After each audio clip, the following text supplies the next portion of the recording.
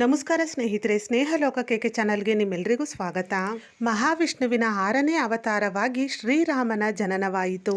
ಮಹಾವಿಷ್ಣುವಿನ ಶ್ರೀರಾಮನ ಅವತಾರ ತುಂಬಾನೇ ಮಹತ್ವವಾದದ್ದು. ಶ್ರೀರಾಮನು ಚೈತ್ರ ಮಾಸದ ನವಮಿಯ ದಿನ ಪುನರ್ವಸು ನಕ್ಷತ್ರದಲ್ಲಿ ರಘುವಂಶದಲ್ಲಿ ಜನಿಸಿದನು. ಶ್ರೀರಾಮನ ಪೂಜೆಯನ್ನು ಮಾಡುವುದರಿಂದ ಮತ್ತು ರಾಮನನ್ನು ನಂಬುವುದರಿಂದ ಸದಾಕಾಲ ನಮ್ಮನ್ನು ಕಾಪಾಡುತ್ತಾನೆ, ನಮ್ಮ ಕಷ್ಟಗಳನ್ನು ದೂರ ಮಾಡುತ್ತಾನೆ.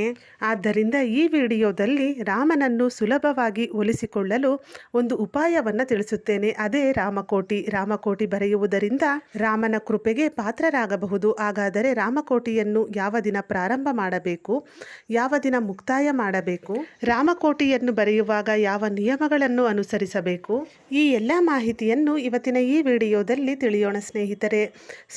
ರಾಮಕೋಟಿಯನ್ನು ಬರೆಯಲು ಇಚ್ಛಿಸುವರು ಇದೇ ಮಾರ್ಚ್ 27ನೇ ತಾರೀಕು ಶುಕ್ರವಾರದಂದು ರಾಮನವಮಿ ಬಂದಿದೆ.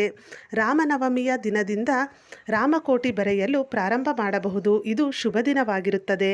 ರಾಮಕೋಟಿಯನ್ನು ಬರೆಯುವವರು ಶ್ರೀರಾಮನವಮಿಯ ದಿನದಿಂದ ಪ್ರಾರಂಭ ಮಾಡಬಹುದು. ಈ ದಿನದಿಂದಲೇ ಶುರು ಮಾಡಿ.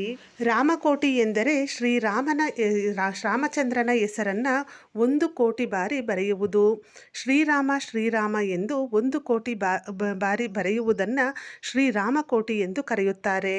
ಆದರೆ ರಾಮಕೋಟಿಯನ್ನು ಬರೆಯುವಾಗ ಕೆಲವೊಂದು ನಿಯಮಗಳನ್ನು ಪಾಲಿಸಿ ಬರೆದರೆ ಮಾತ್ರ ಇದರ ಪೂರ್ಣ ಫಲ ಸಿಗುತ್ತದೆ. ಹಾಗಾದರೆ ರಾಮಕೋಟಿ ಬರೆಯುವಾಗ ಯಾವ ನಿಯಮಗಳನ್ನು ಅನುಸರಿಸಬೇಕು ಎಂದು ತಿಳಿಯೋಣ. ರಾಮಕೋಟಿಯನ್ನು ಬರೆಯಲು ಮೊದಲಿಗೆ ಬಿಳಿಯ ಹಾಳೆಗಳಿರುವಂತಹ ಒಂದು ಪುಸ್ತಕವನ್ನು ತೆಗೆದುಕೊಳ್ಳಬೇಕು. ಹಾಗೆ ಸಾಧ್ಯವಾದಷ್ಟು ರಾಮಕೋಟಿಯನ್ನು ಬರೆಯಲು ಗ್ರೀನ್ ಕಲರ್ ಪೆನ್ನನ್ನು ಉಪಯೋಗಿಸಿ, ಅಂದರೆ ಹಸಿರು ಬಣ್ಣದ ಇಂಕಿನಿಂದ ರಾಮಕೋಟಿಯನ್ನು ಬರೆಯಿರಿ. ಹಾಗೆ ಶುಭ ಮುಹೂರ್ತ ಮತ್ತು ಶುಭ ದಿನವನ್ನು ನೋಡಿಕೊಂಡು ರಾಮಕೋಟಿಯನ್ನು ಬರೆಯಲು ಪ್ರಾರಂಭ ಮಾಡಿ. ಶ್ರೀರಾಮನವಮಿಯ ದಿನದಂದು ಬರೆಯುವವರು ಆ ದಿನ ಶುಭ ಮುಹೂರ್ತ ಯಾವ ಸಮಯದಲ್ಲಿರುತ್ತದೆಯೋ ಆ ಸಮಯದಿಂದ ಪ್ರಾರಂಭ ಮಾಡಿ. ಯಾವುದೇ ಕಾರಣಕ್ಕೂ ರಾಹುಕಾಲದಲ್ಲಿ ಈ ಒಂದು ರಾಮಕೋಟಿಯನ್ನು ಬರೆಯಲು ಪ್ರಾರಂಭ ಮಾಡಬೇಡಿ. ಮೊದಲಿಗೆ ಶುಭ ದಿನ ಶುಭ ಸಮಯವನ್ನು ನೋಡಿಕೊಂಡು ಆ ಸಮಯದಲ್ಲಿ ಮೊದಲಿಗೆ ದೇವರ ಮುಂದೆ ಆ ಪುಸ್ತಕ ಮತ್ತು ಯಾವ ಪೆನ್ನಲ್ಲಿ ನೀವು ಶ್ರೀರಾಮಕೋಟಿಯನ್ನು ಬರೀತಿರೋ ಆ ಪೆನ್ನನ್ನು ದೇವರ ಮುಂದಿಟ್ಟು ಪೆನ್ನಿಗೂ ಮತ್ತು ಪುಸ್ತಕಕ್ಕೂ ಅರಿಶಿನ ಕುಂಕುಮವನ್ನು ಇಟ್ಟು ಹಾಗೆ ಹೂಗಳನ್ನು ಅರ್ಪಿಸಿ ಮೊದಲಿಗೆ ಪೂಜೆಯನ್ನು ಮಾಡಿಕೊಂಡು ನಂತರ ರಾಮಕೋಟಿಯನ್ನು ಬರೆಯಲು ಪ್ರಾರಂಭ ಮಾಡಬೇಕು. ದೇವರಿಗೆ ಪೂಜೆ ಮಾಡಿ ದೀಪವನ್ನು ಹಚ್ಚಿ ಮೊದಲಿಗೆ ನೀವು ಶುದ್ಧವಾಗಬೇಕು. ಸ್ನಾನವನ್ನು ಮಾಡಿಕೊಂಡು ಶುದ್ಧವಾದ ಬಟ್ಟೆಯನ್ನು ಧರಿಸಿ ಪುಸ್ತಕ ಪೆನ್ನನ್ನು ದೇವರ ಮುಂದೆ ಇಟ್ಟು ಅರಿಶಿನ ಕುಂಕುಮ ಹೂಗಳನ್ನು ಅರ್ಪಿಸಿ ದೇವರಿಗೆ ಪೂಜೆ ಮಾಡಿ ಇಂದಿನಿಂದ ನಾನು ರಾಮಕೋಟಿಯನ್ನು ಬರೆಯುತ್ತೇನೆ ಎಂದು ಶ್ರೀರಾಮನನ್ನು ನೆನಪಿಸಿಕೊಳ್ಳುತ್ತಾ, ಹಾಗೆ ನೀವೇನಾದರೂ ಸಂಕಲ್ಪವನ್ನು ಮಾಡಿಕೊಳ್ಳುವುದಾದರೆ ಸಂಕಲ್ಪವನ್ನು ಮಾಡಿಕೊಂಡು ಹಾಗೆ ನಿಮ್ಮ ಕಷ್ಟಗಳನ್ನು ಹೇಳಿಕೊಳ್ಳುತ್ತಾ ಶ್ರದ್ಧೆ ಮತ್ತು ಭಕ್ತಿಯಿಂದ ರಾಮನ ಪೂಜೆ ಮಾಡಿ ಶ್ರೀರಾಮನ ಅಷ್ಟೋತ್ತರವನ್ನು ಪಠಿಸಿ ನಂತರ ರಾಮಕೋಟಿಯನ್ನು ಬರೆಯಲು ಪ್ರಾರಂಭ ಮಾಡಿ. ಇನ್ನು ಪುನರ್ವಸು ನಕ್ಷತ್ರದಲ್ಲಿ ಶ್ರೀರಾಮನ ಜನನವಾಯಿತು ಎಂಬ ನಂಬಿಕೆ ಇದೆ.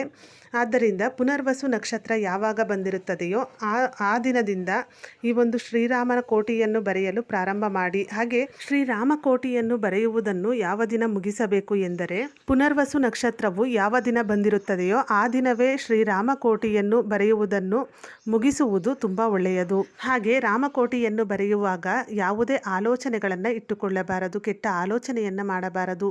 ಮನಸ್ಸು ಶುದ್ಧವಾಗಿರಬೇಕು. ಅಂತಹ ಸಮಯದಲ್ಲಿ ರಾಮಕೋಟಿಯನ್ನು ಬರೆಯಬೇಕು. ಹಾಗೆಯೇ ಶ್ರೀರಾಮಕೋಟಿಯನ್ನು ಬರೆಯುವಾಗ ಬೇರೆಯವರೊಂದಿಗೆ ಮಾತನಾಡಿಕೊಂಡು ಬರೆಯಬಾರದು.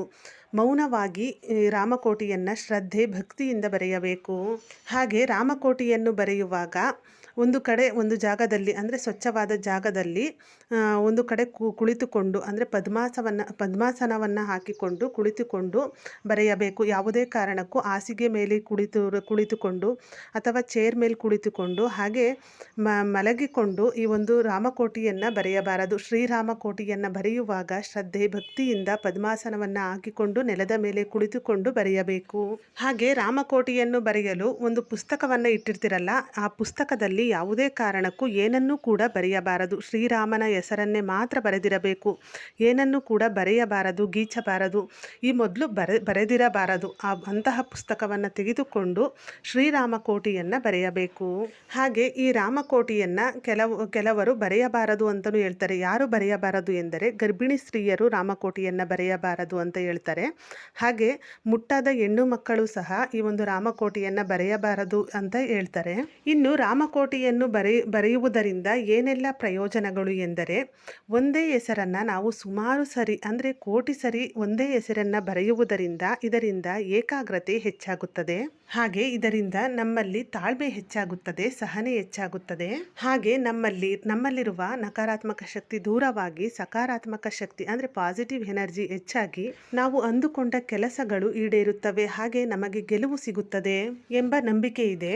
ಇನ್ನು ಶ್ರೀರಾಮಕೋಟಿಯನ್ನು ಸಂಪೂರ್ಣವಾಗಿ ಬರೆದು ಮುಗಿಸಿದ ನಂತರ ಆ ಪುಸ್ತಕವನ್ನು ಏನು ಮಾಡಬೇಕು ಎಂದರೆ, ರಾಮಕೋಟಿಯನ್ನು ಬರೆದ ನಂತರ ಆ ಪುಸ್ತಕವನ್ನು ದೇವರ ಮುಂದಿಟ್ಟು ಪೂಜೆ ಮಾಡಿ ಆ ಪುಸ್ತಕದ ಮೇಲೆ ಹಳದಿ ಬಟ್ಟೆಯನ್ನು ಹಾಕಿ ಆ ಹಳದಿ ಬಟ್ಟೆಯಿಂದ ಆ ಪುಸ್ತಕವನ್ನು ಸುತ್ತಿ ಶ್ರೀರಾಮಕೋಟಿಯ ಪುಸ್ತಕವನ್ನು ರಾಮನ ದೇವಸ್ಥಾನಕ್ಕೆ ಕೊಡಬೇಕು.